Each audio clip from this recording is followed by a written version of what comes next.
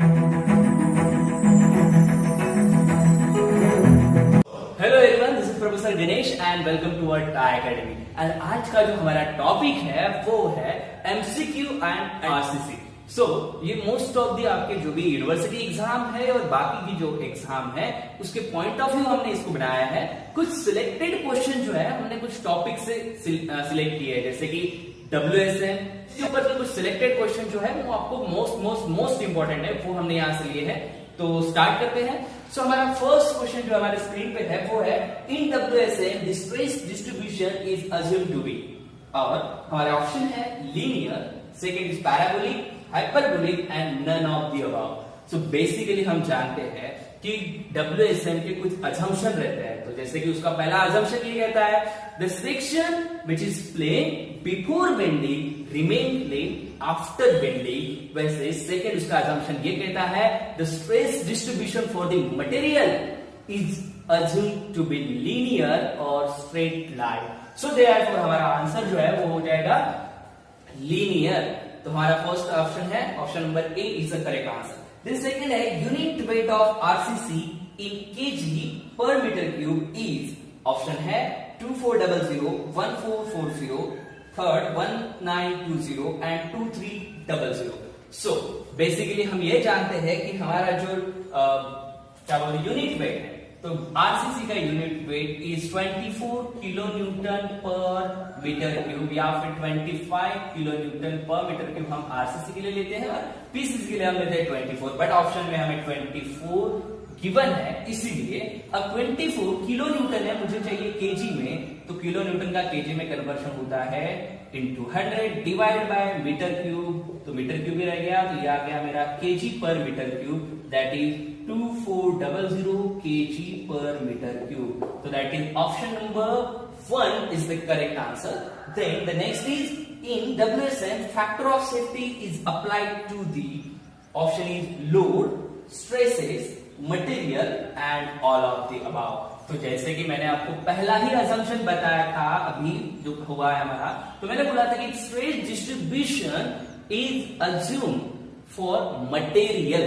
तो हम जो है फैक्टर ऑफ सेफ्टी जो है वो कहां पे WSN में किसके लिए लगाते हैं, ओनली फॉर मटेरियल के लिए ही लगाते हैं, ठीक है। सो देयरफॉर हमारा ऑप्शन नंबर 3 जो है वो हो गया correct answer, material. Then the next is lever arm constant depend upon, तो ऑप्शन है हमारे पास grade of concrete, grade of steel, both grade and both A and B and neither A and B, ठीक है। सो अब देखते हैं कि लीवर आर्म कांस्टेंट क्या होता है। तो जैसे कि हमने देखा था प्रीवियस वीडियो में, तो K is a neutral axis constant, जो फार्मूला था m sigma CBC divide by m sigma CBC plus sigma ST, और J था हमारा 1 माइनस K बाय 3। इस J को ही हम लीवर आर्म कांस्टेंट बोलते थे, ठीक है। अब ये देख लो कि J किसके ऊपर डिपेंड है, तो J डिपेंड है K के ऊपर, ठीक है, that is neutral axis constant. Neutral axis constant किसके ऊपर डिपेंड है, तो that is sigma CBC stresses in concrete, और ये किसके ऊपर डिपेंड है, स्टील के ऊपर, that means grade of steel भी लगेगा आपको और ग्रेड ऑफ कंक्रीट भी लगेगा। देयरफॉर इसका आंसर हो गया both A and B, grade of steel and grade of concrete. Then the next है हमारे पास the advantage of reinforced concrete is due to, option 1 है monolithic character, fire resistance and durability, economic because of less maintenance cost, all of the above. So अगर हम देखना चाहते हैं कि आरसीसी का, तो आरसीसी में मोनोलिथिक मतलब क्या, मैं किसी भी एक ही मेंबर बना सकता हूं लंबा और उसको मोल्ड भी बना सकता हूं, मोल्ड कर सकता हूं, ठीक है। देन क्या बोला, फायर रेजिस्टेंस और ड्यूरेबल मतलब लाइफ लॉन्ग स्पैन रहेगा और फायर रेजिस्टिंग भी रहता है हमारा कंक्रीट।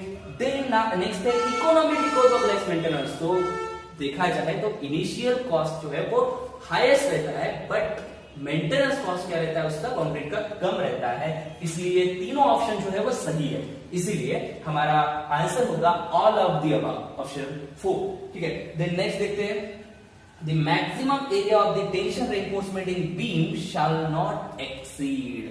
तो बीम में मैक्सिमम रेनफोर्समेंट कितने रहते हैं बोला जाता है। सो ये हमें बहुत ज्यादा बार पूछा जाता है कि हमें पता रहना चाहिए।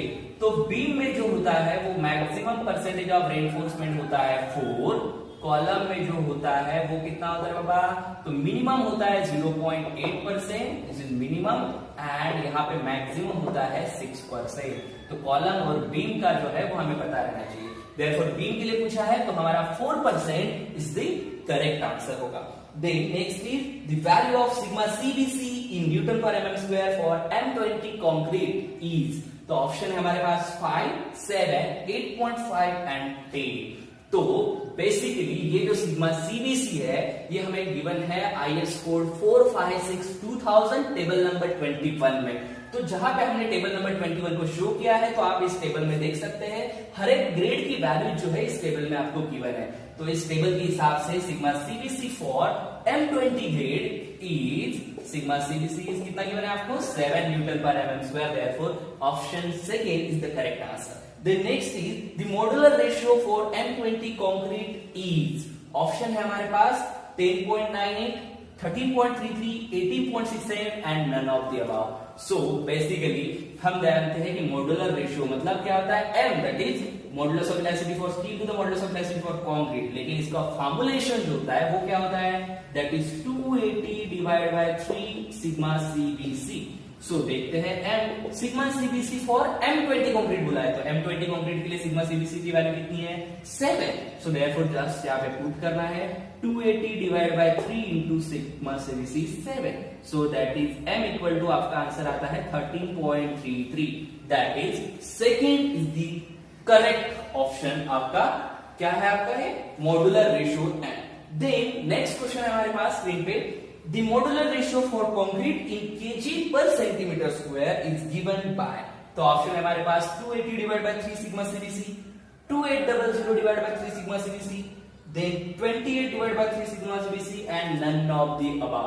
ठीक है, सो हमारा फार्मूला मैंने बताया था 280 divide by 3 sigma CBC, but sigma CBC किसमें है, न्यूटन पर एमएम स्क्वायर में है। हमें पूछा है केजी पर सेंटीमीटर स्क्वायर, तो केजी पर सेंटीमीटर स्क्वायर में क्या आएगा, तो हमने देखा था तो यहाँ यह आता है after conversion 2800 divide by 3 into sigma CBC.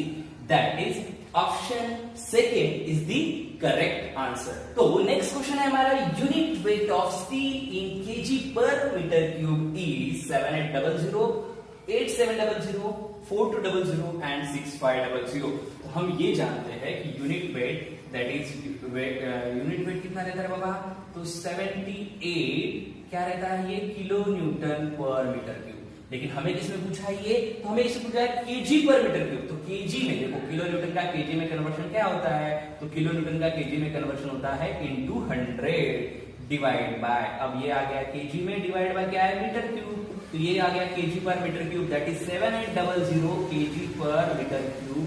ये आ गया हमारा आंसर। ठीक है, that is option first is the correct answer. Then बोला है minimum grade of concrete to be used in RCC work as per IS 456/2000 is, तो उसमें बोला है option M15, M20, M10 and M25। तो जैसे कि आपको पता है कि मिनिमम ग्रेड पीसीसी के लिए जो रहता है वो रहता है M10 और आरसीसी जो है वो स्टार्ट होता है कहां से, M20 से, मिनिमम ग्रेड है उसका। देन हम यहाँ पे M25 एंड M30 भी यूज कर सकते हैं, लेकिन मिनिमम ग्रेड पूछा है तो मिनिमम ग्रेड आरसीसी का क्या रहेगा, M20 रहेगा। पीसीसी के लिए पूछा गया तो आप M10 लिख सकते हो। देन तो option second is the correct. Then the value of direct compression sigma CC in newton per mm square for M20 concrete is, option है 5, 6, 7 एंड 8। तो जैसे कि ये आप टेबल यहाँ पे देख रहे हैं, टेबल नंबर 21 फॉर IS 456/2000, इसमें जो सेकंड कॉलम है सिग्मा सीसी का, उसमें देखिए sigma CC for M20 concrete कितना है, तो M20 कंक्रीट के लिए है answer is 5 Newton per mm square. So option first is correct. Then next है the shear stress distribution over a rectangular cross section of the beam follows, that is a straight line, a circular path, then a parabolic path और elliptical path। तो जो हम diagram निकालते थे तो उस diagram में कुछ diagram straight distribution for rectangular section की इस तरह से आती थी, यहां सब स्ट्रेट था, देन यहां से सब कर्व था। ठीक है, तो ये थी स्ट्रेट डिस्ट्रीब्यूशन फॉर बीम के लिए। तो बीम के लिए जो पाथ है वो ना ही स्ट्रेट है ना ही कर्व है, ये कौन सा पाथ है, तो दैट इज पैराबोलिक पाथ है। So option third is the correct answer, parabolic path.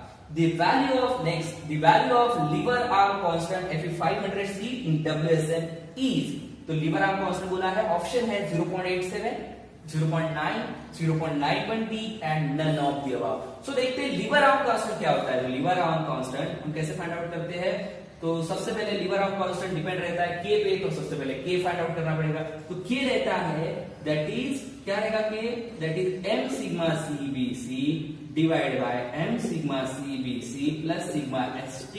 तो ये रहता है के। अब के निकालने के लिए हमें चाहिए सिग्मा cb और सिग्मा st की वैल्यू। आपको fe क्या गिवन है, 500 गिवन है, तो सिग्मा st की वैल्यू तो आप लिख सकते हो दैट इज 230, बट आपको सिग्मा सीबीसी के लिए ग्रेड ऑफ कंक्रीट चाहिए था। ग्रेड ऑफ कंक्रीट गिवन नहीं है, लेकिन घबराने की कोई बात नहीं है, हम सॉल्व कर सकते हैं। कैसे, तो m मतलब क्या होता है, तो 280 divide by 3 into sigma CBC into यहाँ पे क्या लिखा है सिग्मा सीबीसी। सो देयरफॉर क्या होगा यहाँ पे 280, यहाँ से फिर से m divide by 3 into sigma CBC into sigma CBC plus sigma ST. Sigma CBC के कैंसल, तो बचा क्या, this is 280 divide by 3 then 280 divide by 3 plus sigma ST. ठीक है, तो यहां से हमें के मिल जाएगा। देन लीवर आर्म कांस्टेंट क्या है, जे इज 1 माइनस के बाय 3। तो यहाँ पे के की वैल्यू पुट कर दीजिए, तो आपको आंसर मिलेगा 0.9 times of D, that is option second is the correct answer. Then बोला है नेक्स्ट क्वेश्चन में, the permissible stress in Fe 250 steel in newton per mm square under tension is. तो ये हमें गिवन है टेबल नंबर 22 IS कोड 456/2000 में, जिसके लिए टेंशन और कंप्रेशन के लिए अलग अलग क्राइटेरिया रखा है। तो ये जो Fe 250 के लिए होता है, तो Fe 250 के लिए टेंशन में जो है, टेंशन में कितना रहता है बाबा, 140 न्यूटन पर mm स्क्वायर जो है वो वैल्यू रहती है।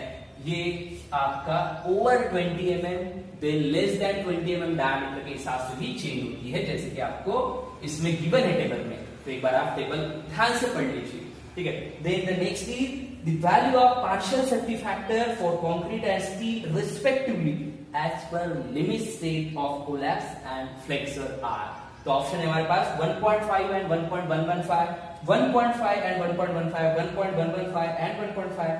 सो इसके हिसाब से अगर देखा जाए तो हमें ये पता है कि पार्शियल सेफ्टी फैक्टर जो गिवन रहते हैं इसमें फॉर मटेरियल के लिए, तो ये याद रखना बहुत जरूरी है कि कंक्रीट के लिए पार्शियल सेफ्टी फैक्टर रहता है 1.5 और स्टील के लिए जो रहता है वो रहता है 1.15। सो कंक्रीट इज 1.5 एंड 1.15। ये हमें कहां पे दिख रहा है, तो ऑप्शन नंबर 2 में हमें ये दिख रहा है 1.5 and 1.15। So option 2 is the correct answer, ठीक है। Which of the following is the limiting compressive strain value in concrete in LSM? So limit state में जब हम स्ट्रेन डिस्ट्रीब्यूशन डायग्राम निकालते हैं, तो स्ट्रेन डिस्ट्रीब्यूशन डायग्राम में हम यहाँ पे मैक्सिमम स्ट्रेन देखते हैं। तो स्ट्रेन रहती है maximum strain 0.0035। So the option 1 is the correct answer.